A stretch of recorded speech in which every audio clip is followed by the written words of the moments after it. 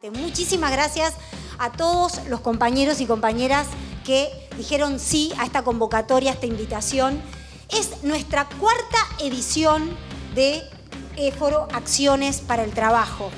Nos sentimos muy orgullosos porque ya se volvió una hermosa... Tradición, esa iba a ser la palabra que no me salía, una hermosa tradición.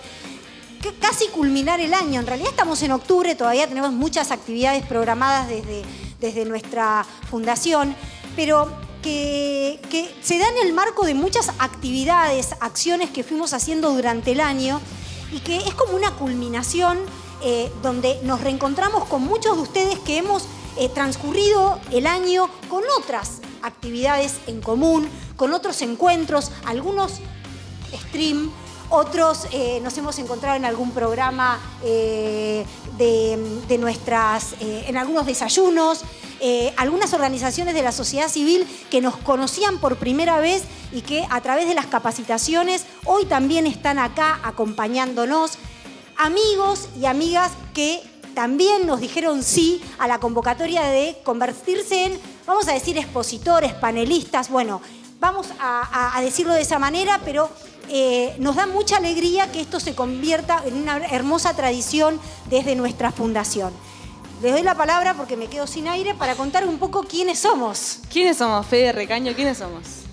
Éforo. A ver, nuestra fundación, a lo largo hoy de la jornada vamos a mostrar algunas cositas que hacemos. Nuestra fundación se creó hace más de 30 años. En el año 91. Tiene mi edad la fundación. Uy, mirá. Yo no había nacido, pero ya casi, estaba o sea que en el año que viene 35. Exacto. Yo soy el presidente de Éforo. El origen de nuestra fundación es sindical. Venimos de los organismos de control. En ese momento el Tribunal de Cuentas, que después derivó en la Auditoría General de la Nación, junto después a tribunales de cuentas provinciales, algunas defensorías y demás. Ese es nuestro origen. A partir de ahí empezamos a queríamos explicar qué eran los organismos de control, porque siempre es complicado, la gente te pedía que le levantaras una multa. Decía, la multa del auto, sobre claro, la multa del auto. Ustedes son organismos de control, ¿me sacan la multa del auto? No, no tenemos nada que ver con eso. Entonces queríamos ver cómo explicábamos todo eso. Hicimos, bueno, vamos a crear una fundación que se encargue de difundir desde el punto de vista administrativo, desde el punto de vista de las instituciones, nuestra tarea. Y ahí arrancamos con distintas capacitaciones para nuestros compañeros. Capacitaciones y demás, de hecho una maestría, etcétera, etcétera. Arrancamos con varias de estas cosas. Con el tiempo nos fuimos dando cuenta que el control, los organismos de las entidades fiscalizadoras, tienen una importancia ciudadana que es difícil de empatizar, digamos, ¿no? Cuesta. La fundación tiene que hacer esto. Entonces empezamos a trabajar con chicos de colegio, que lo van a ver hoy a lo largo de esto. Bueno, y hacemos esto, Acciones para el Trabajo, que tiene que ver con la participación, pero tiene que ver también con nuestro origen sindical y demás. Así que bueno, son estas cosas que vamos haciendo. Yo agrego algo que tiene que ver con que a veces no nos damos cuenta en el transcurrir de tantos años, que también es súper importante en cómo denominamos este encuentro. Es un encuentro plural. Para nosotros la invitación no tiene ni colores ni banderas. Para nosotros la invitación es a que podamos encontrar un espacio neutral para poder debatir las cosas que nos importan. El empleo joven, que es el tema de este año, es un tema que independientemente de donde provengamos, hay compañeros que son de Chubut, hay compañeros que son de Entre Ríos, hay compañeros que son de la ciudad de Buenos Aires. Todos tenemos alguna historia para contar respecto de cómo está la situación del empleo joven, de la inclusión laboral de los jóvenes.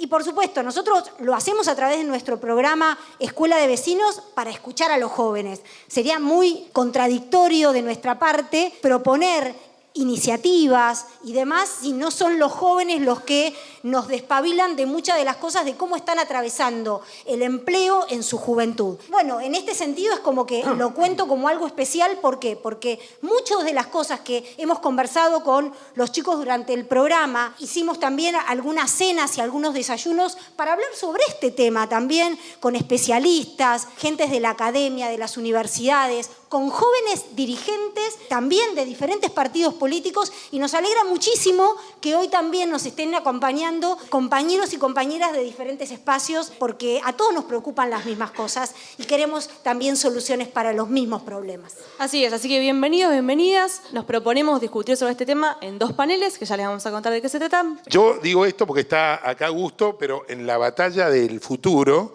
ustedes hablan de la necesidad, digo él y su hermano que escribieron este libro, hablan de la necesidad de jugar. Que en el juego hay una cosa de creatividad, hay una cosa que es como que nos va ejercitando algo para lo que pueda llegar a venir. En definitiva es la imaginación la que va haciendo las cosas que van ocurriendo. Pero hay un temor que todos tenemos y es quién nos va a reemplazar. Y esto tiene que ver hoy con lo que vamos a hacer, digamos. Entre otras cosas, por supuesto, el primer empleo también tiene que ver con... Tenemos como esta cosa de... Estamos siempre viviendo con la idea que va a llegar un paquete que se puede llamar inteligencia artificial, tecnología, etcétera, que alguien va a dejar de darnos bolilla y se va a ocupar de lo que hacemos nosotros.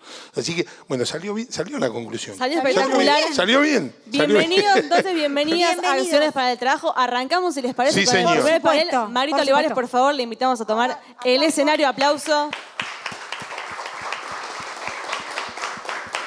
Marita, entonces te pedimos también que nos ayudes a presentar a quienes te van a acompañar en el panel y también les pedimos, a medida que lo vayan nombrando, que vayan tomando asiento. Marita, ¿vos dónde vas a ir? ¿Dónde te vas a sentar? Acá. Perfecto. Perfecto. Yo me quedo Bien. de este lado. Invito a quienes van a formar parte de este primer panel que se llama Empleo Joven, Políticas, Desafíos y Oportunidades. Y invitamos a Augusto Salvato. Aplauso. A Ana Miranda.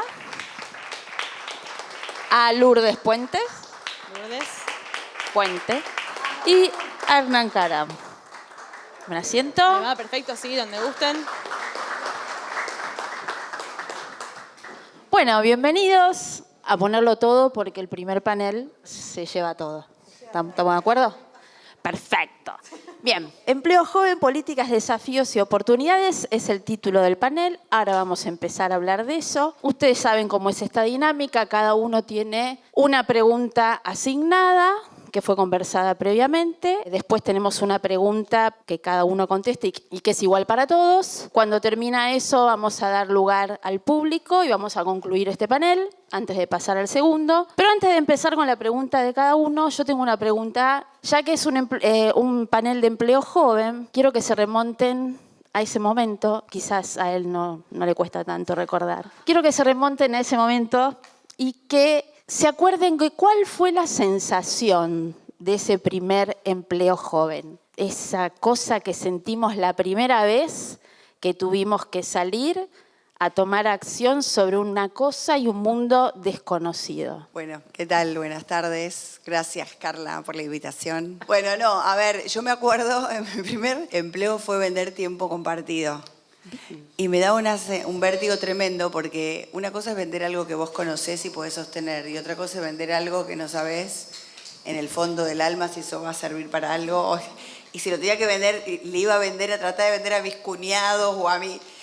Y me daba un miedo porque yo le voy a vender y le voy a meter algo que no lo puedo sostener porque era un jefe que te había tomado y que no sabías. Así que fue para mí fue como mucha vergüenza y mucha tensión. Bien. Recién cuando entré, después el segundo trabajo fue en un registro automotor, hacía cédulas verdes.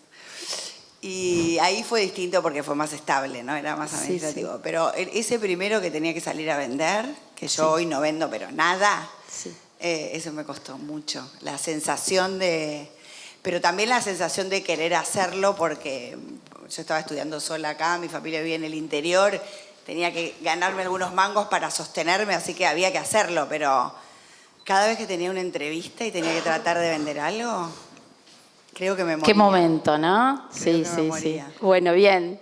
¿Augusto? Bueno, nada, mil gracias por la invitación, un lujazo compartir. Me hicieron acordar antes, la verdad no es algo que tenga presente, pero mientras estudiaba, primer trabajo fue repartir volantes de información sobre el Metrobús 9 de julio. Estaban Mirá. por armar el Metrobús de 9 de julio, iban a cambiar los sentidos de las calles y demás. Entonces ese era el trabajo. Me putearon. Era contarle a la gente y a los automovilistas. Bueno, me acuerdo de eso y mucho sentido de...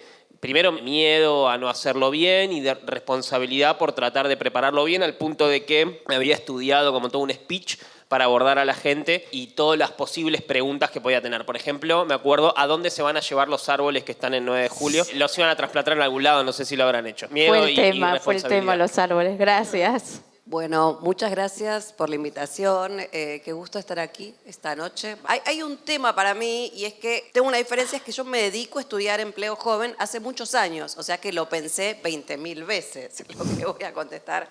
Y es que en la época en donde yo ingresé al mercado de trabajo, era un valor moral muy fuerte para todos y para todas. Cuando una persona terminaba el secundario tenía que empezar a trabajar en algo, ¿no? Sobre todo, bueno, vivía acá en el área, vivía en la zona sur de la ciudad, pero era toda mi visión, ¿no?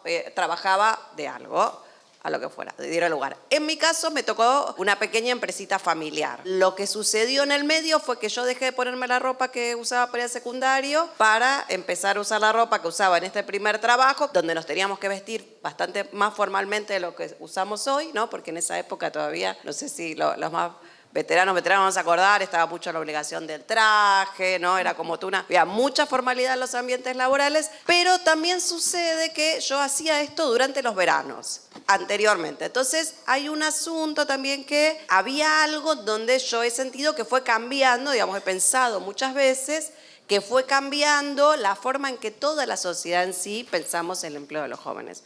Por eso que lo pensé muchas veces y bueno, y así fue. Luego continué con una trayectoria, gracias a Dios, fuera de la empresa familiar, no porque no quisiera la empresa familiar, sino porque deseaba mi profesión o mi vocación. Gracias. Hernán, Hola, ¿cómo estás? ¿cómo anda, Marita? Bien. Yo tengo 2 trabajos que considero como primeros. El primero era ayudante de cocina, no sé si se conocen Belagamba. ¿Cómo no? Bueno, sí, cerca de Acuña y Figueroa y Cabrera. Duré un mes, no duré mucho. Y el segundo fue ¿Y estudio... pero qué hacías? ¿Lavaba? ¿Qué hacías? Mucha agua, lavandina y Ok. detergente sentido. Y ayudante de cocina, bachero y ayudante de cocina. Bien. Aprendí a pelar ¿Experiencia o fuiste de bachero ahí de... Bueno, ayudo en mi casa y estoy acá? papa. No, ¿Tenías...? no tenía experiencia. Ah, ok. Duré un mes y ahí pasé a hacer ¿Y tu encuestas. sensación Mi sensación...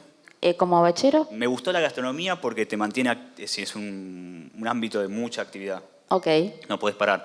Pero bueno, estaba mal administrado. Era el que está enfrente de Acuña y Figueroa, ante Cabrera y Córdoba. Y después empecé a hacer encuestas para estudio de mercado. Ok. No sé si se acuerdan la Coca-Cola con stevia. Bueno, duró poco y nada. Hicimos encuestas acá en el Hotel Bauen y estábamos todo el día buscando personas que nos decían, bueno, ahora necesitamos una persona de 25 años, mujer. Y teníamos que buscar. ¿Y te la animabas localizar. así de una Sí, o te daba...? había que salir, porque te pagaban por persona que consigue. Ah, mirá. Así que sí. Ah, bien. Bueno, ¿y la sensación era también tensión, miedo, todo eso? Me gustaba porque las reacciones a la misma... Me gustó ver que a la misma bebida se probaban distintas fórmulas, eran distintas reacciones, muy distintas. Igual Ok. la stevia no duró nada en el mercado, No. voló. Bien. Bueno, está bien. Estamos entrando en calor, entonces con estas sensaciones al primer empleo creo que no le escapa a nadie, ¿no? La tensión, el miedo, la angustia, el saber cómo nos desenvolvemos. Vamos a empezar entonces con lo que tenemos pautado. En este sentido voy a presentar a quienes integran el panel.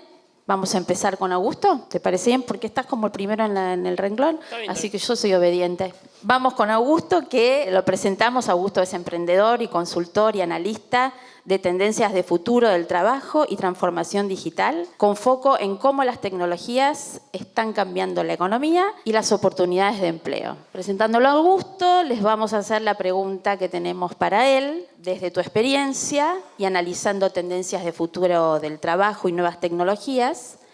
¿Qué transformaciones del mercado laboral ves como más urgentes para preparar a los jóvenes en los contextos principalmente más vulnerables para empleos que todavía no existen? Primero, muy complicado, porque en principio cuando hablamos de futuro del trabajo es medio algo que se menciona mucho, pero que en realidad es lo que quiere saber la gente es cuáles son los trabajos del futuro, no cómo va a ser el futuro del trabajo. Y la realidad es que para desestimar rápido esto, no tenemos ni la menor idea de cuáles van a ser esos trabajos. Podemos tener algunas aproximaciones a qué tipo de habilidades se pueden necesitar y esas aproximaciones van cambiando muy rápido. Anécdota personal. Después de ese trabajo, informando sobre el Metrobús del 9 de julio, unos años después empecé a trabajar en Microsoft. Ahí un poco mi rol era liderar un programa que se llamaba Yo Puedo Programar, donde buscábamos, la iniciativa era enseñar a programar a 1 millón de chicos en América Latina con una serie de capacitaciones que tenía la empresa. En ese momento estábamos convencidos y decíamos, bueno, el trabajo del futuro va a ser programación. Harvard Business Review decía la profesión más sexy es científico de datos. No sé si alguna vez vieron a un científico de datos. Pero básicamente esto era la lógica, ¿no? Vos si querés trabajar o si querés que tu hijo tenga salida laboral, tenés que ser programador. Si nosotros hoy vemos, estudio de hace 1 mes y medio de algunos investigadores de la Universidad de Stanford, uno de los empleos más expuestos a automatización por inteligencia artificial es justamente desarrollador de software.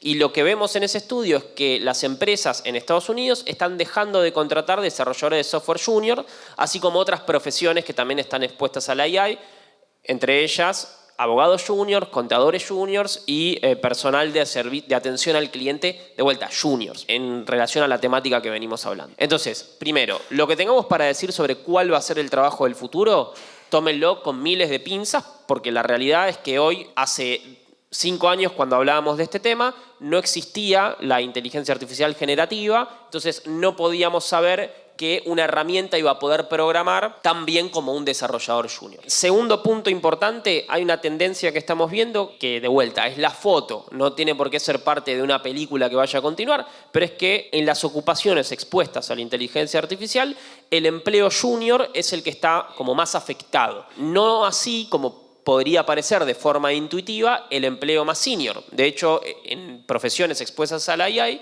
las empresas están contratando más seniors y dejando de contratar juniors. ¿Por qué? Porque un senior apoyado con inteligencia artificial más su experiencia puede hacer mucho más. De vuelta, es la foto, no necesariamente la película. Eso es una tendencia que venimos viendo. Y el segundo punto, que a mí me parece interesante como para dejar la conversación y que después la podemos retomar también en las preguntas, es que hoy estamos tratando, y a mí me toca verlo mucho, ayudando a organizaciones a incorporar AI, tratando la inteligencia artificial como un parche. Es decir, nosotros venimos haciendo las cosas así, ahora vamos a poner un parche que se llama inteligencia artificial y vamos a hacer tal proceso más rápido. Bueno, esa lógica es una lógica, me parece que está bueno, y esto cuenta para la educación, cuenta para el mundo del trabajo, para las organizaciones, pensarlo un poco más en perspectiva, que tiene que ver con, estas instituciones tal cual las conocemos son hijas de la modernidad industrial. O sea, la universidad moderna, las organizaciones, las empresas modernas, incluso el Estado moderno, son hijas de la modernidad industrial y nuestras lógicas de trabajo son hijas de esa época. Sería muy soberbio de nuestra parte creer que eso se va a mantener en el tiempo ad eternum, es decir, necesariamente eso se va a transformar. Entonces creo que estamos en un momento donde tenemos por lo menos la responsabilidad de pensar cómo van a ser las organizaciones o el mundo laboral del futuro. Y eso no es agarrar el mundo laboral de acá y ponerle un parchecito de inteligencia artificial, sino es repensar la forma en la que trabajamos. Probablemente, así como está, y pasa lo mismo para la educación. Si la pregunta es, ¿ponemos una materia de inteligencia artificial? Qué sé yo, ponela. Pero no creo que eso vaya a resolver la cuestión. Entonces, para resumir esos 2 puntos. Gracias. Seguimos con Ana. Bueno, Ana es investigadora del Flaxo CONICET y especialista en políticas educativas y sociales, con amplia experiencia en estudios sobre juventudes y mercado laboral. Vamos a ver tu pregunta. Es así. Ana, desde tu experiencia investigando juventudes y transiciones al mundo del trabajo en América Latina y Europa, ¿cuáles considerás que son las claves para acortar las brechas de desigualdad y mejorar las trayectorias laborales juveniles en Argentina? Bueno, muchas gracias por la pregunta. Quería seguir con la pregunta inicial. Claro, bueno, yo, vamos a decir, estaba en los años 80, había hiperinflación, empecé a trabajar, bueno, continué estudiando y fui a la universidad. Y entonces voy a la universidad y le digo a mi abuela me pregunta, ¿qué vas a estudiar? Y le dije socióloga y mi abuela se puso a llorar. En ese momento me dijo, ¿de qué va a vivir esta chica?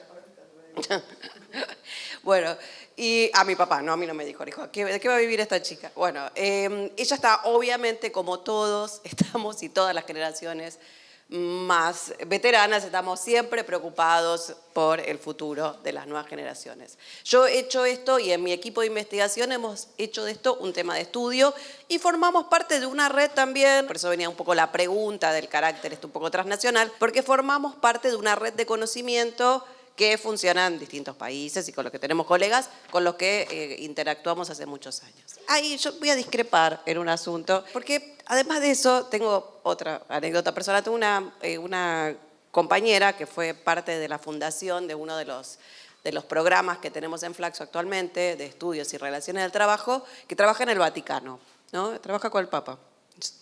Increíblemente, se llama Emilce Cuda, creo que en algún momento lo habrán visto en el diario. Y entonces en un momento Emilce promociona muchas cosas con universidades y le dije, Emilce, ¿por qué seguís promocionando cosas con universidades? Y me dijo, porque las universidades han subsistido ante cualquier crisis. Dice, son previas a la modernidad industrial y han sobrevivido a todo tipo. Dice, el pensamiento, el conocimiento siempre es fuente de inspiración, podemos decir, de futuro, de como es esperanza. Entonces, yo discreparía un poco con eso. A mí me parece que las universidades de la educación son un punto central. Y son un punto central también en nuestras investigaciones. Nosotros siempre pensamos el tema del empleo de las personas jóvenes en relación a la educación. No podemos pensar, porque cuando pensamos en las personas más grandes sí pensamos solamente en el mercado de trabajo, porque de alguna manera ya dejamos la educación atrás. Ahora, cuando pensamos en el tema de las personas jóvenes, pensamos en relación a la educación y en un momento de transición, que va, como veníamos contando aquí, ¿no? De unos primeros empleos en donde todavía la actividad educativa es muy importante, hasta un punto final, donde podemos decir termina la transición al mercado de trabajo. Y lo que sí podemos ver, lo que se ve en nuestros tiempos, es que cada vez más largo este proceso. Algunos se preguntan, ¿es bueno que sea largo? ¿Es bueno o no? Dice, por ejemplo, dice, bueno, cuando es muy largo puede traer algunos temas. Inclusive, hace poco leí un paper de un colega que trabaja en países asiáticos diciendo, estas personas que se le alarga tanto la transición, se las nombra como los losers, ¿no? Continúan en la casa de los padres, tienen 40 años. No consiguen un empleo, una transición muy larga. En América Latina, yo podría decir, bueno, mira, todo lo contrario. También veo algunos muchachos, muchachas, lamentablemente, que dejan el secundario, ingresan al mercado de trabajo muy pronto, a los 14 años, 12 años, en donde no nos preguntamos por un primer empleo, porque la realidad del empleo viene desde edades muy tempranas. Entonces, si yo tuviera que decir cómo nosotros vemos las brechas en América Latina y en Argentina, en mi equipo de trabajo, en general, las vemos relacionadas con lo que decimos como 3 S's. Una primera S está relacionada con procesos de segmentación. Mucha relación entre la familia de origen, ¿no? El capital económico de la familia de origen y el éxito posterior al mercado de trabajo. Una segunda S está relacionada con la sectorialización, y es decir, hay una división en el mercado de trabajo que corresponde con temas de géneros, ¿no? Mujeres, ¿no? Muchas mujeres en el sector de cuidado, pocas en el sector de STEM, ¿no? Que está lleno de programas. Y también hay muchos jóvenes de sectores vulnerables que por esa sectorialización no acceden a los beneficios de la digitalización. Trabajan en sectores en donde la IA al día de hoy no permea. Y una tercera S relacionada con la segregación. Sectores en nuestras sociedades latinoamericanas que quedan al margen completamente de la lógica general de la sociedad y que son realmente aquellos más vulnerables. Digo todo esto y digo, creo que hoy día nuestra sociedad tiene el conocimiento para enfrentar estos problemas. Pero bueno, finalmente estamos aquí discutiendo y dialogando sobre cómo generar los consensos y el diálogo necesario para que esto pueda ser una realidad mejor para nuestros y nuestras jóvenes. Perfecto, bueno, gracias, Ana. Lourdes, bueno, como verán, estamos atendiendo esta cuestión primera del impacto de las nuevas tecnologías. Pasamos un poco por la cuestión educativa y cómo se prepara desde lo primero que estamos diciendo, ¿no? Este pasaje donde lo nuevo, la educación, y a vos en particular que no te presenté, pero que ahora voy a decirlo.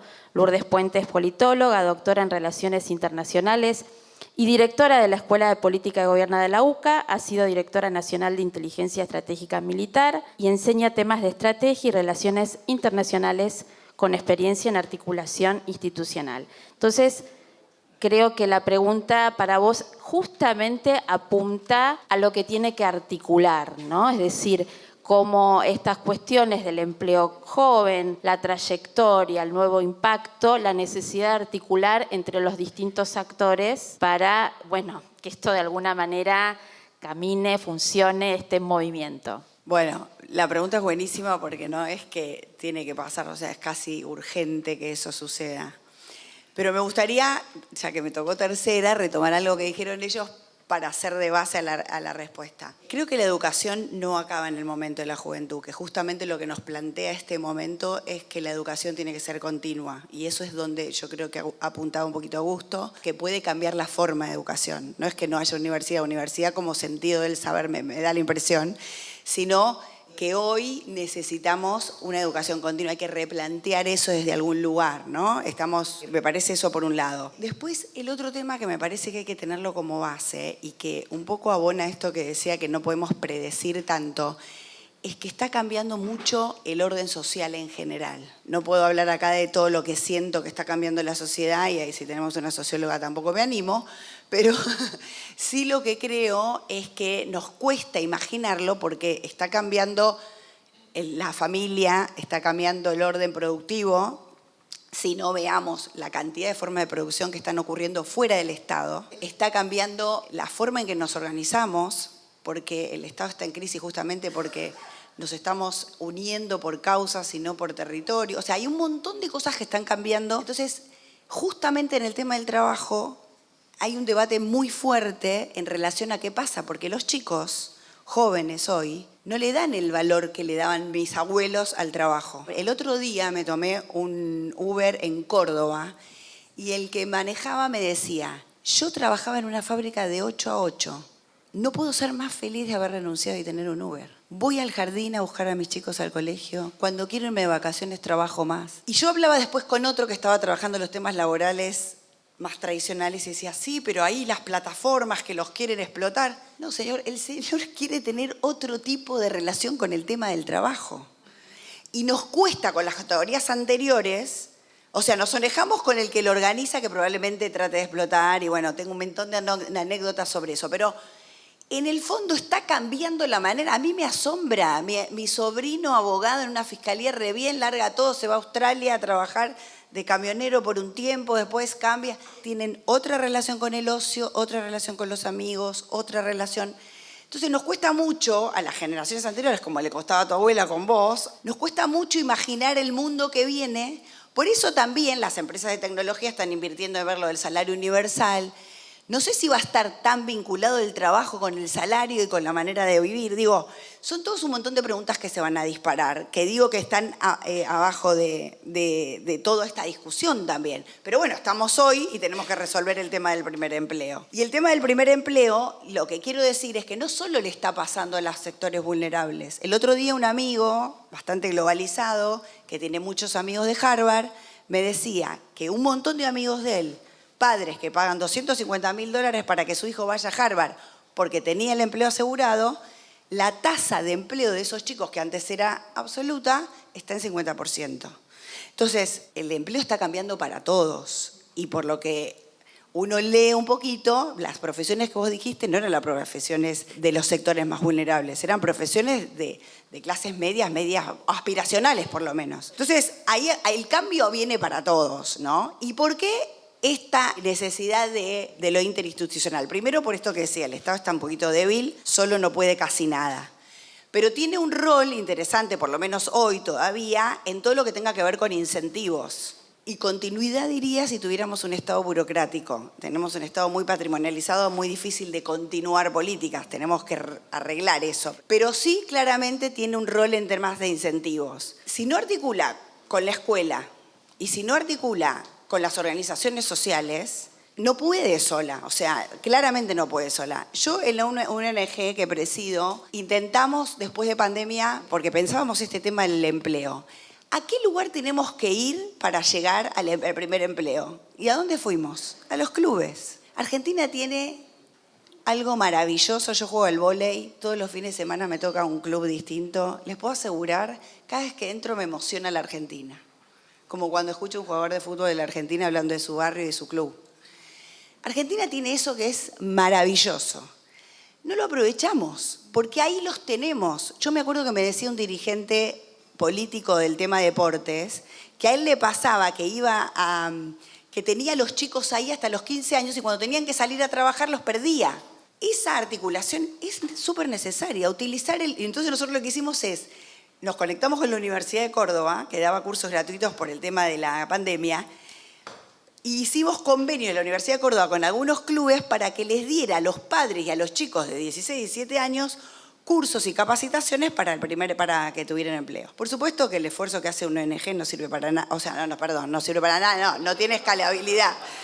No escala, se queda ahí, es chiquito, te cuesta sostenerlo, no tenés plata, o sea, miles de cosas. Pero cuando vos generás el incentivo, qué sé yo, el club que se involucra y con la escuela, ¿no? O sea, cuando vos... Y esto para mí, no quiero ser más larga, se me dice muy larga, pero esto para mí tiene que ser a nivel local. Lo nacional debe incentivar al local, con premios de algún tipo, que pueda cobrar algún impuesto, que se quede con algo, y para que el local genere ese tipo de círculos virtuosos, donde el club tiene un rol, la escuela tiene un rol y el Estado simplemente genera el incentivo. Y el sector privado, ¿no? Y hay algunas virtuosas. La otra vez estuvimos en Toyota, por ejemplo, la escuela que tiene en Zárate, cómo genera para ese primer empleo. Creo que también Ledesma en Jujuy tiene una escuela que todo el mundo quiere ir porque después...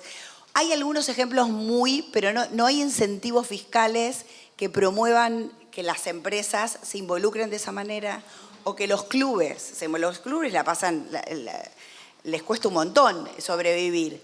Pero por ahí hacer esa conexión me parece que sería muy virtuoso. Pero simplemente es, si no, no es posible. O sea, si no logramos la articulación, no es posible. Y la articulación se logra cuando cada uno tiene un rol y se siente comprometido con el objetivo.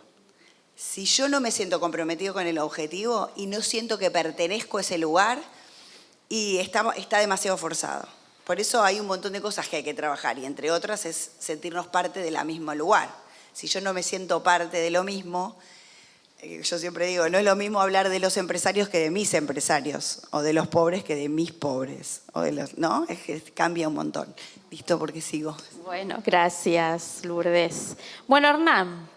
¿Quién es Hernán? Vamos a presentarlo. Hernán Caram. Es parte del área de investigación y desarrollo de la Fundación Éforo, o sea, es de la casa, y redactor en el portal periodístico Auditorinfo. Ha participado en el programa de Escuela de Vecinos, desarrollado investigaciones y sobre gestión pública y organismos de control externo, y es consultor sobre participación ciudadana y transparencia. Te puse misterio ahí, ¿viste?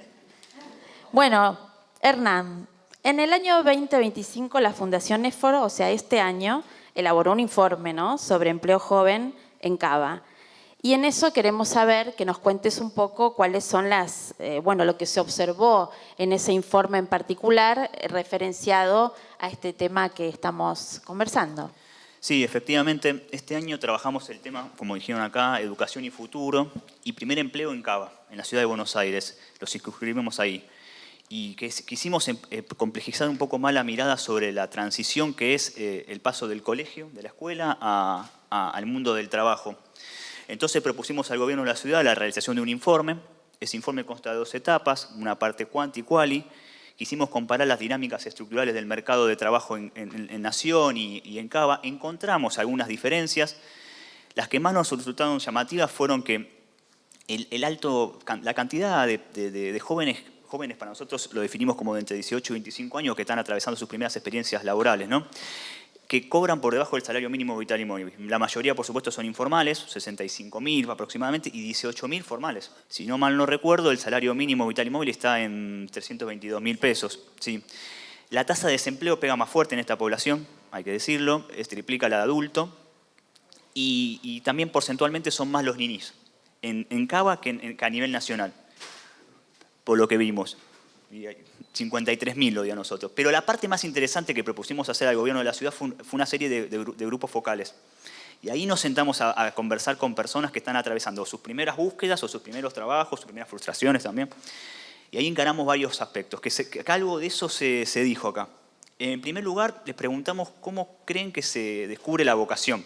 Y a mí me resultó llamativo que nadie sostuvo la idea esta esencialista de que nacen con una vocación desde la cuna y que vienen a este mundo ya con algo cargado, sino que el descubrimiento de la vocación es un proceso que requiere tiempo y acompañamiento, dijeron, que es dual, que es dual porque va de experiencias a reflexión y de reflexión a experiencia, y que sobre todo requiere variedad de experiencias. Los pibes y las pibas reclaman que tener experiencias variadas, concretas de vida, pero variadas. El otro punto que también lo rondó por acá es el de si piensan que el colegio los prepara para el futuro. Bueno, acá fue bastante unánime. La figura que apareció fue que el colegio persigue una zanahoria imaginaria, literal, y que esa zanahoria es el futuro, que están tratando de descifrar cuál es la habilidad que se va a necesitar en un futuro y que ahora es inteligencia artificial, decían, hace un año o dos era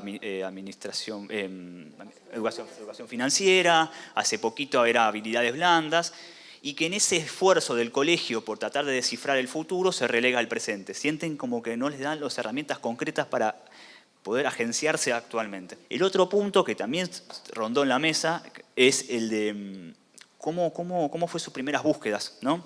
Y acá también otra cuestión unánime. Las experiencias de búsqueda a través de las bolsas de trabajo fueron frustrantes. Tanto LinkedIn como Zona Job u otras no sirvieron porque hay barreras tecnológicas y barreras en las habilidades comunicacionales y de construcción de perfil profesional. Les resulta muy difícil tratar de comunicarse, ya sea en una reunión o armando el mismo perfil nada más, ¿eh? Y se valoró mucho positivamente en las redes de contacto, es decir, lo que llamamos capital social, digamos. Se valora mucho las redes de contacto, que pueden ser desde familiares, amistades, barriales, comunitarias, clubes, universitarias.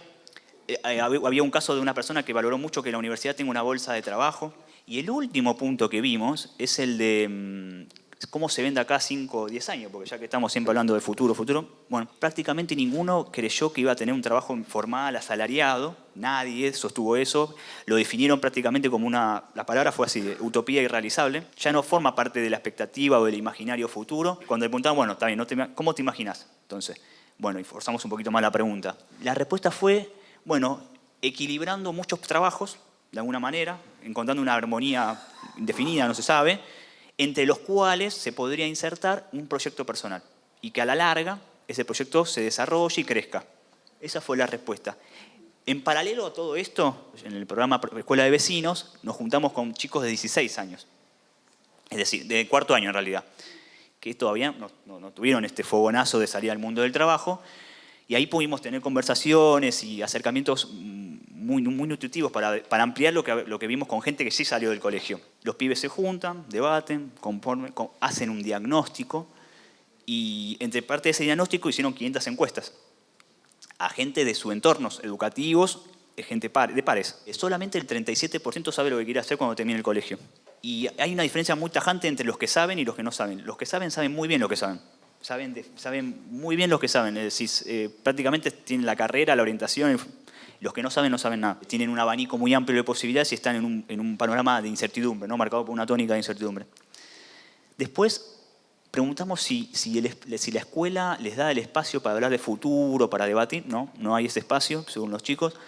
Pero sí hablan mucho en el futuro con familiares y con amigos. Y apareció un 10% que consulta a la guía sobre el futuro, que iguala al referente escolar. 10% también es como que igualó al referente escolar. El otro punto es que hay una alta demanda de educación financiera. Los pibes nos enseñaron también de que la educación financiera no es ser experto en mercados de capitales ni inversión en bolsa, ¿no? Son conocimientos mucho más concretos sobre pagamos los tributos, básicamente. ¿Qué me puede ofrecer un banco? ¿Qué significa que baja la tasa de interés o sube la tasa de interés? ¿Qué es el tipo de cambio? Cuestiones muy concretas.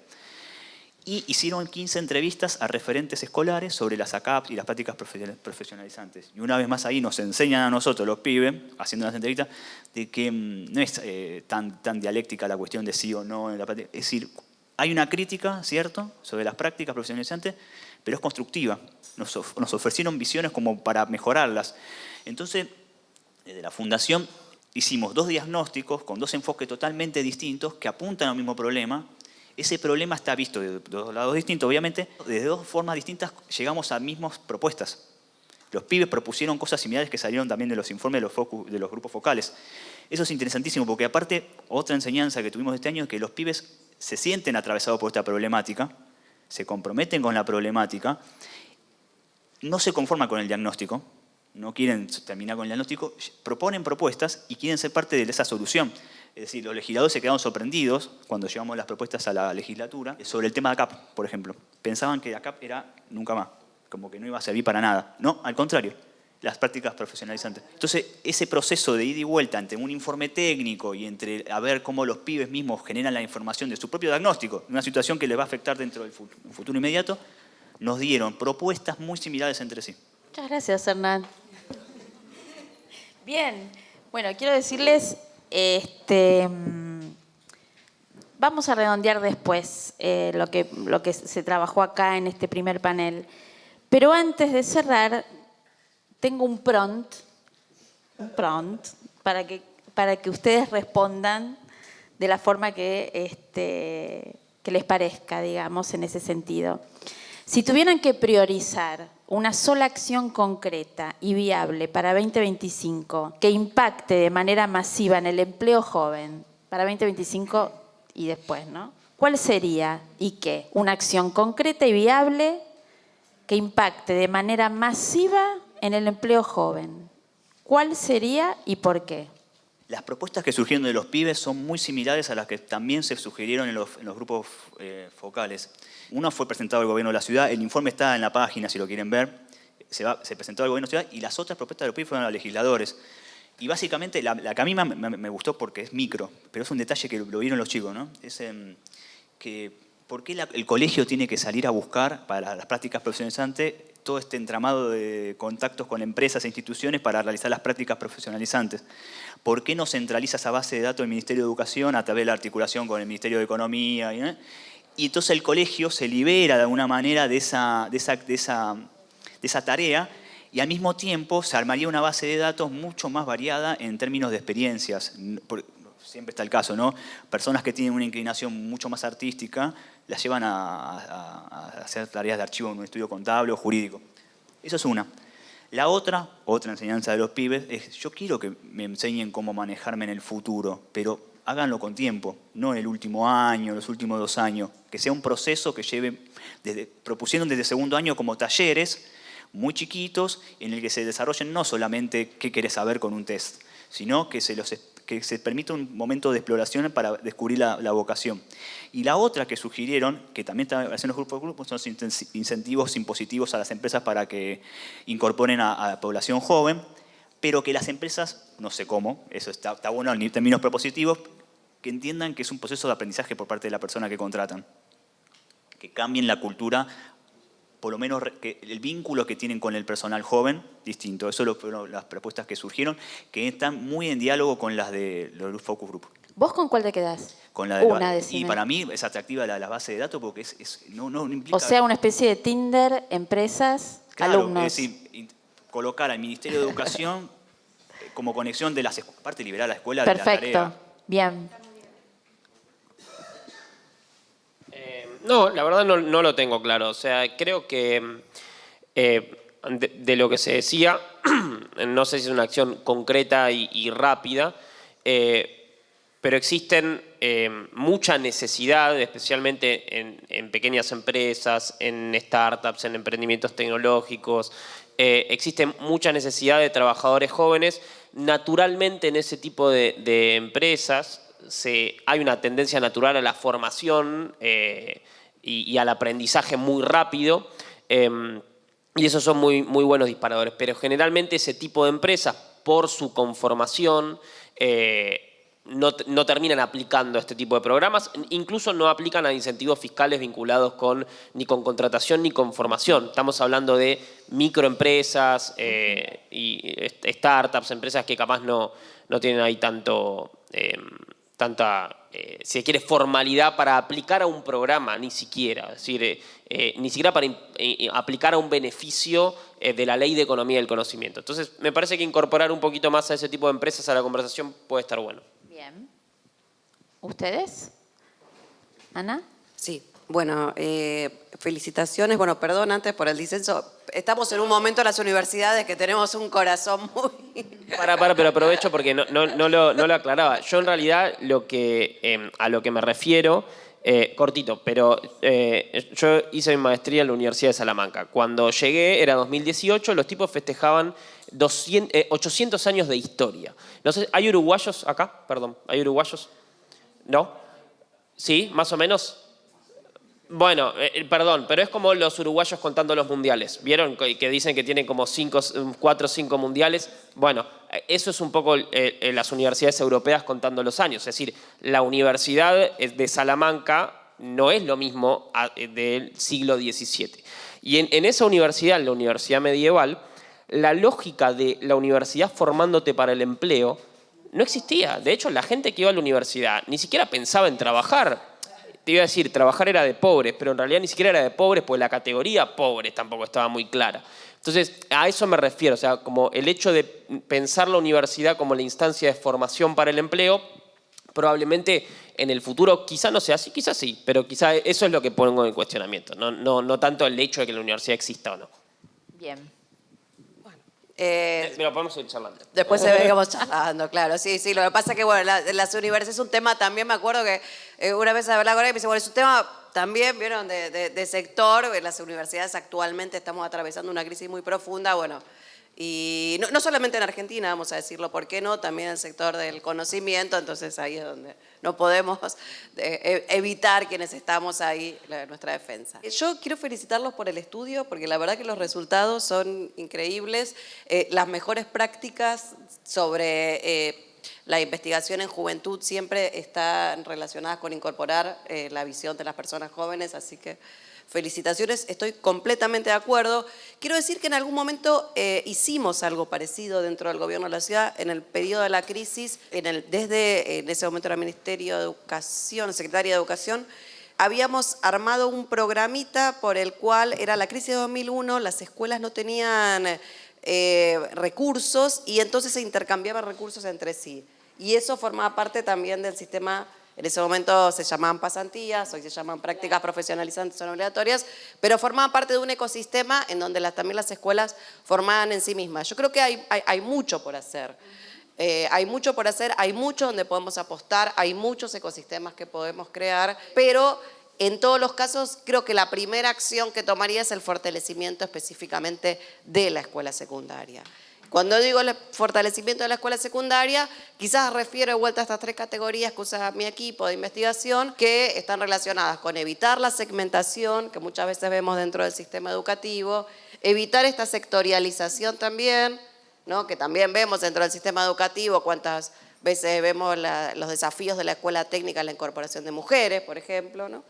Y nuevamente evitar la segregación de algunos grupos de la escuela secundaria que sabemos que son quienes tienen más rezago educativo. Entonces me preguntan a mí, bueno, ¿qué haría para el empleo de los jóvenes? No solamente para el primer empleo, sino para el empleo de toda la vida, para que tengan capacidad de seguir formándose a lo largo de toda la vida. Creo que las escuelas secundarias merecen toda nuestra atención y para eso el soporte de toda la sociedad es indispensable, digamos, ¿no?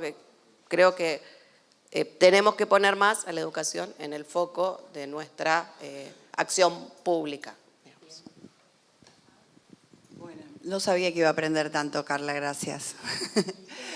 Yo estoy en tu línea, creo que está bueno lo que estás diciendo. Hay una cosa, o sea, en la medida que yo pienso, para mí no es nacional, sino es local. De verdad, está muy roto lo nacional. Y es muy difícil reconstruirlo. Cualquier programa que salga de la nación, como decía recién Augusto, hay un montón de cosas que están pasando fuera del Estado y que la única manera de volver a recuperarlo es a través del territorio local. Necesitamos intendentes comprometidos con su territorio y que le esté poniendo a todos los ciudadanos de su propio lugar la camiseta. Porque lo que tiene que tener ese municipio, y yo generaría algún incentivo fiscal para que sea el municipio el que tome la posta, es la hoja de quiénes son los actores de su bar, de su lugar, sentarlos en la mesa y generar una acción concreta entre todos para que el primer empleo en su propia ciudad sea una experiencia de vida interesante, que a veces no solo tiene que ver con la remuneración, sino, y un poco te lo decían los chicos. Y para eso, algo que vos trajiste, Hernán, ¿no? Que me parece súper interesante, que yo lo había notado y no lo dije, es que el protagonismo que tienen que tener. Una de las cosas que yo estoy notando este tiempo que estoy trabajando bastante con jóvenes y algunos otros sectores, es que los liderazgos son muy pobres porque están muy a la par o muy para arriba, pero los de abajo no protagonizan. El joven, yo le hago un plan, y si no hablo como hablan ustedes, y los felicito a Éforo porque trabaje tan fuerte eso, nosotros creemos que es una cosa y ellos quieren otra cosa. Es como cuando querés intervenir un barrio vulnerable y armás un edificio que no tiene en cuenta que a la tarde toman el mate o sea, la dinámica del lugar. No podés generar primeras oportunidades sin escuchar cuáles son los nuevos intereses, ¿no? Que es lo que me parece súper interesante lo que trajiste, porque creo que eso. Y el otro tema que tiene que tener esta medida, además de lo virtuoso de que la empresa esté en el lugar y que el club sea del lugar y que la escuela secundaria, yo creo que es ahí donde hay que trabajar claramente, es en la escuela secundaria sea del lugar.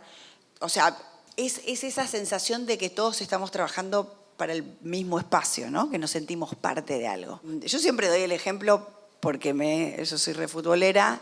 Y la verdad es que yo cuando Julián Álvarez tiene la camiseta de River, lo único que quiero es que tenga un mal día. Pero si se pone la camiseta de Argentina es un ídolo para mí. Y yo creo que tiene que ver un poco con eso. Pero eso no se logra con el sentimiento nada más, porque con el sentimiento de Argentina le iría bárbaro, porque creo que el día que salimos campeones estaba todo el globo terráqueo teñido de celeste y blanca. Hoy argentinos hasta en los lugares más insólitos. No es solo el sentimiento, es sentirte parte y que te importe lo que pasa ahí. Y no alcanza solo con el Estado. Por eso digo, no sé si se puede recrear desde tan arriba. Porque vos por ahí haces toda esa lista y ¿cómo haces para que, si LinkedIn ni funciona? O sea, ¿cómo haces para reconocer ese ecosistema? Entonces, yo siento, para mí los clubes son fundamentales, las organizaciones intermedias, la escuela secundaria, imagínate si en la escuela secundaria vos la gimnasia la das aprobada por el que va al club. Listo, ya el club está incorporado en la enseñanza.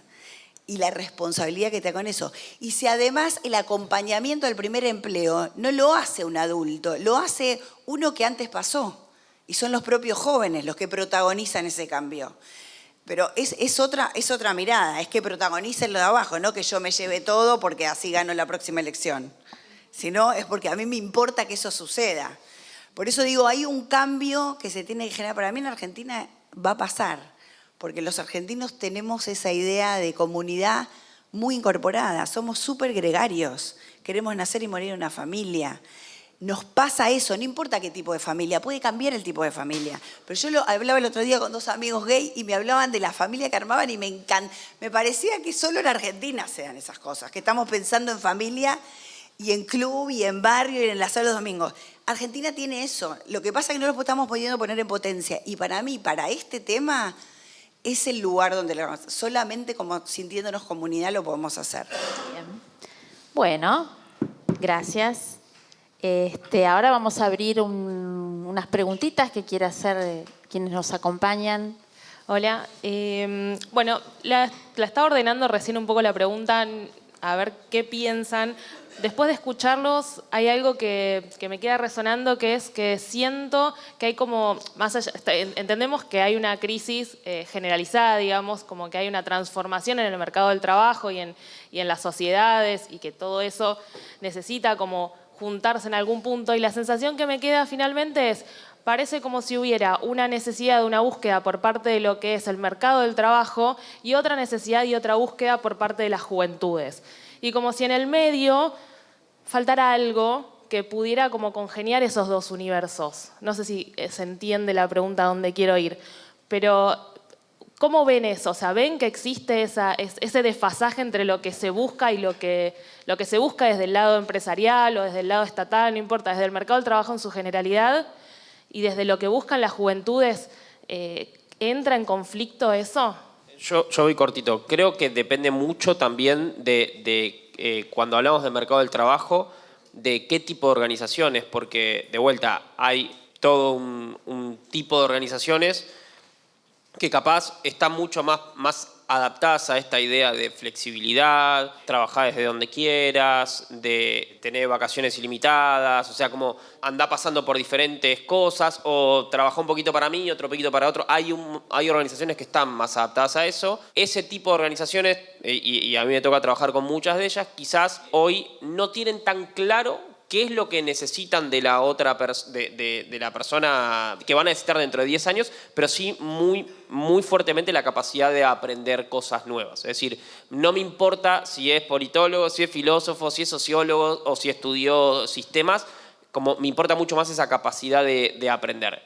Obviamente, ese mercado del trabajo convive con otros mercados del trabajo, creo, muy distintos. Sí, yo creo que ahí es donde vamos a encontrar las diferencias, por eso se habla siempre de juventudes, ¿no? No hay una realidad única de las personas jóvenes. Aparece con mucha fuerza, es una discusión que se hace muchos años, el tema de si las personas jóvenes quieren la estabilidad laboral o no la quieren, ¿no? Y ahí los que estudiamos juventud decimos, ¿es un efecto de la edad o es un efecto de la generación? ¿Se entiende? Es una cosa. A nosotros los estudios anteriores, hasta hace poco, en general comprobábamos siempre más la hipótesis de la edad. O sea, le preguntábamos a una persona en el secundario si quería la estabilidad laboral, que está haciendo el secundario, nos decía, no, quiero probar, bueno, alguna parte, ¿no? Para la que termina el secundario, quiero probar, como le preguntábamos, cómo es a la misma persona, pues hacemos un estudio en panel, a la misma persona, cerca de los 30 años, y nos decía, no, ahora ya me quiero asentar, quiero tener el trabajo, quiero poder mudarme de la casa familiar. O sea, veíamos que había un efecto de edad en esa cosa que vos ves distinta, ¿no? Entre lo que quiere el sector productivo y lo que quiere la persona. Hoy día ya con estas cosas que aparecen, ¿no? Estos relatos que aparecen ya a edades más grandes, empezamos a pensar si no hay un efecto de la generación, si las nuevas generaciones no lo cambiaron, pero no lo podemos saber aún. Digamos, es un proceso que está en transformación, pero que sí vemos que algunas veces genera obviamente algunas situaciones o algunos diálogos intergeneracionales que se rompen un poco. Y está bueno lo que dijo Hernán en relación a eso, ¿no? De lo que los mismos jóvenes dicen, esta cosa del propio emprendimiento. Me parece que ahí hay algo en las nuevas generaciones diferente, ¿no? A lo que tenía no sé, yo digo mi abuelo, mi padre, incluso varios de mi generación que querían algo más. Hay una cosa más de yo quiero hacer algo que tenga que ver conmigo.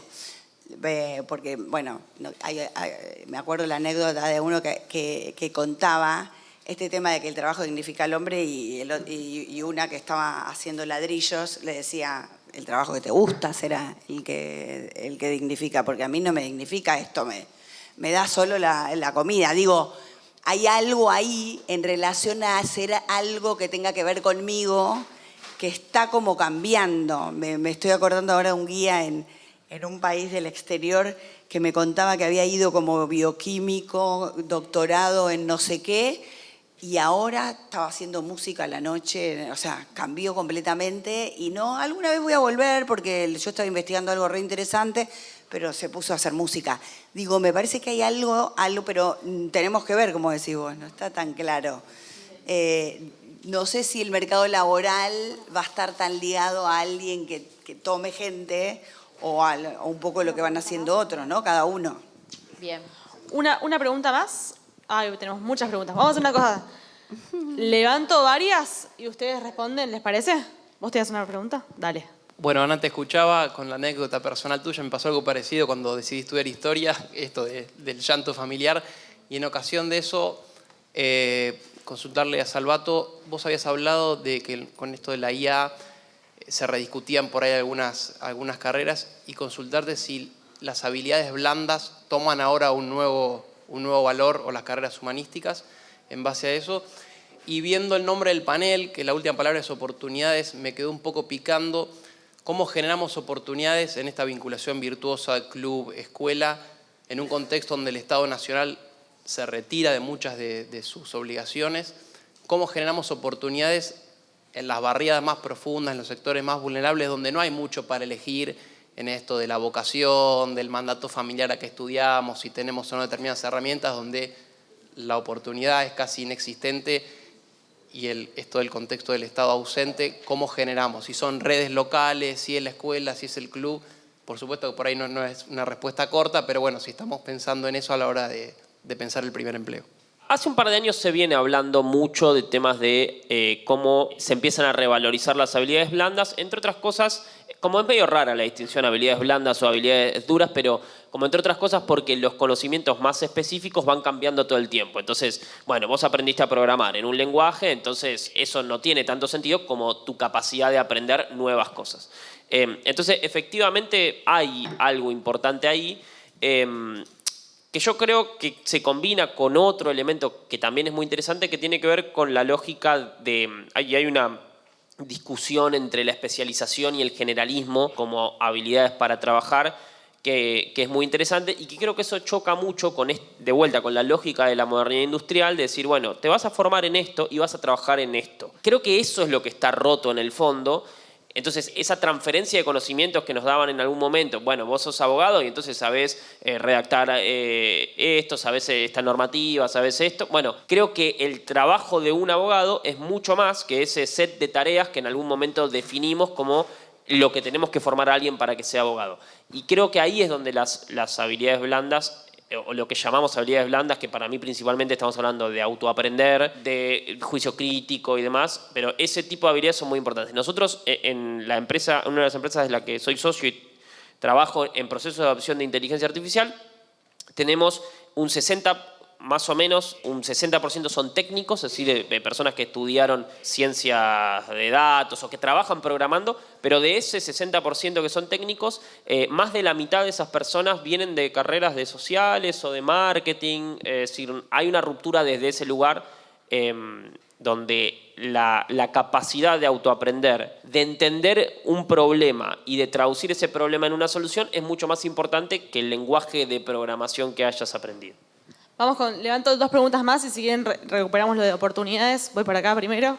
Siento que estamos en un momento donde está todo roto, donde parece que los políticos no se pueden poner de acuerdo en nada y siento que los nuevos empleos y la deserción laboral y que los chicos terminan el colegio sin entender lo que leen es un síntoma de problemas que venimos arrastrando. A mí lo que me lleva a venir a participar de este encuentro por segundo año consecutivo es tratar de encontrar esas respuestas a cómo podemos activar. A ver, el empleo joven es un problema hoy porque si no tengo los números precisos, pero si en líneas generales es un 30, en los jóvenes es el doble.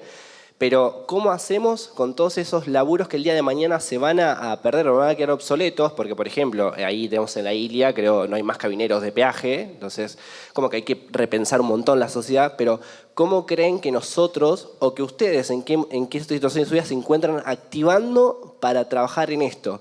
Porque parece que no nos podemos poner de acuerdo en nada y es un problema. ¿Cómo se encuentran en esa situación? ¿Qué sienten que nosotros, en qué podemos activar? ¿Sienten que podemos ponernos de acuerdo en trabajar en esto? Sí, yo creo que podemos ponernos de acuerdo y de hecho creo que tenemos muchos más acuerdos de lo que en general tenemos en cuenta. Yo me crié parte de mi vida en el siglo XX, que fue bastante más violento como que el que vivimos ahora, en donde en muchísimas cosas no estábamos de acuerdo y en donde vivimos unos procesos atroces de todo punto de vista. Entonces, a veces digo, creo que sí, que estamos en un momento quizás un poco particular, muy disputado, un poco desorganizado, pero creo que tenemos primero más acuerdo de los que pensamos. En el segundo aspecto también hay un asunto que es que creo que las generaciones hablamos bastante más. En otras épocas, inclusive con las mujeres, ¿cuántas nos pasó? Nos sentábamos en la mesa las mujeres no hablábamos en la mesa. Éramos como una parte de sociedad prácticamente negada, ¿no? O sea, como que no participamos de la inteligencia colectiva. A veces pienso, digo... Inclusive lo vemos a veces en las películas en términos de raza. Parte de la sociedad también completamente segregada. Digo, parece que hay, o sea, que tenemos más acuerdo a lo que pensamos, que podemos ponernos de acuerdo, que quizás podemos partir en muchos casos de los acuerdos. Y para las personas jóvenes, creo que están enfrentando hoy día lo que nosotros denominamos el proceso de transición al mercado laboral más largo. En ese sentido, creo que a veces sí es muy difícil sentir que uno está tomando o una está tomando decisiones buenas. Para eso creo que el diálogo, la participación comunitaria es la única solución que podemos encontrar, porque yo sigo pensando, como ahora se dice mucho, que nadie se salva solo. Pero bueno. Yo creo que hay que juntarse con otro, con otra, y jugarlo en el propio territorio. O sea, abandonar un poco la idea de que de arriba va a venir algo, que los políticos... O sea, está todo en crisis, se está cayendo una forma de mandar. El cambio tiene que venir de lo chiquito. Entonces, va a ser muy difícil que no conociéndonos... Hay que empezar a conocer el de al lado. La pandemia nos dio una oportunidad tremenda y un poco la desaprovechamos. Pero yo creo que algo fermentó. Digo, ahora nos miramos diferente los que estamos más cerca. Hay que trabajar abajo, digo, entre lo chiquito, no pensar que a lo nacional, que está un poco lejos y está muy roto.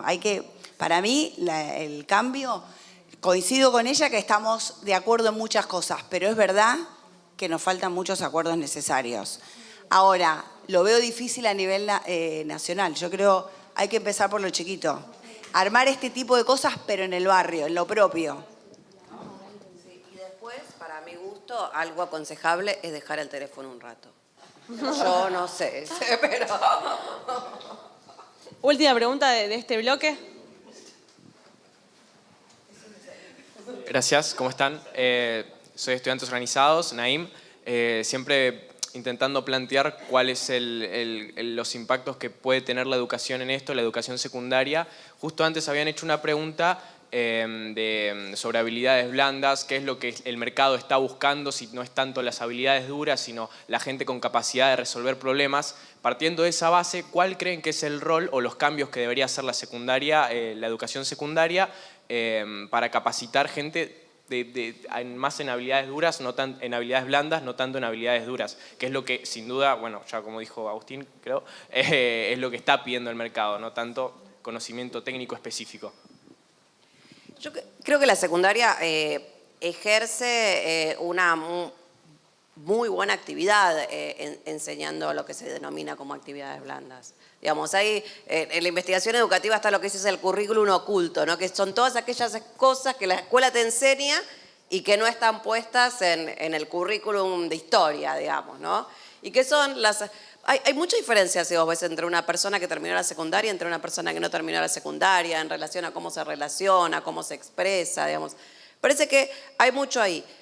Parece que también una cosa muy importante es el tema de lo que se denomina como ESI, digamos, y el tema del relacionamiento entre varones y mujeres y diversidades. A mí me parece que eso es algo que también debería tener mucha atención porque también forma parte de las habilidades blandas. Si pensamos algunas veces en esta cosa de sectorialización, en los ambientes de trabajo muy masculinizados o muy feminizados, vemos que estas formas de relaciones también son cada vez más necesarias y de ser abordadas en los sistemas educativos.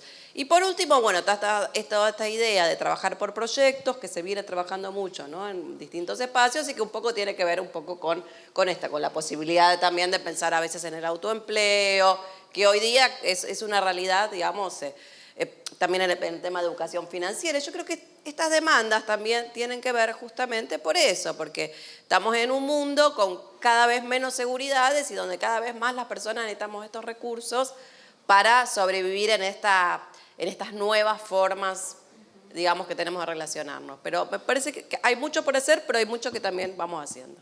Bueno, les agradecemos a los 4 haber participado de este panel. Yo voy a terminar quizás también me hicieron reflexionar. Me acordé de una frase de Bugs Bunny que decía, ¿qué hay de nuevo viejo? ¿No? ¿Se acuerdan? ¿Qué hay de nuevo viejo? ¿No? Y masticaba la zanahoria. Bueno, ¿qué hay de viejo en lo nuevo también? ¿No? Porque con lo que ustedes hablaban, yo digo, la misma sensación de hoy con lo nuevo, quizás es la misma sensación de la máquina de vapor en la revolución industrial, cuando provocó toda una revolución en términos laborales, ¿no? Y vos hablaste de que hoy se busca más senior que junior, es decir, conocimiento, experiencia, y vos mencionaste a las instituciones. Entonces, y vos mencionaste también la cuestión de la educación continua. Hernán trajo la voz de los jóvenes en esta cuestión que en definitiva, en lo local, ¿no? Cuando también decís lo local, mirando el mundo global, pero lo local, también nos está de nuevo invitando a una conversación nueva, vieja, visibilizando también un escenario de oportunidades, ¿no? Yo cuando los escucho, quizás a veces por ahí un poco con angustia, que es notoria, ¿no? Y también es comprensible. Bueno, la angustia es el no saber, pero el no saber hoy es como un escenario finito, ¿no? No podemos predecir el mundo laboral del futuro. Sin duda, los espacios de conversación, las instituciones fuertes, volver a recuperar lo que tuvimos y darle fortaleza, como están planteando ustedes, puede ser el camino para estas conversaciones nuevas, viejas, o con lo nuevo o con lo que venga, siempre nos tiene que invitar como sociedad. Bueno, así que les agradecemos. Gracias. Muchas gracias a los panelistas.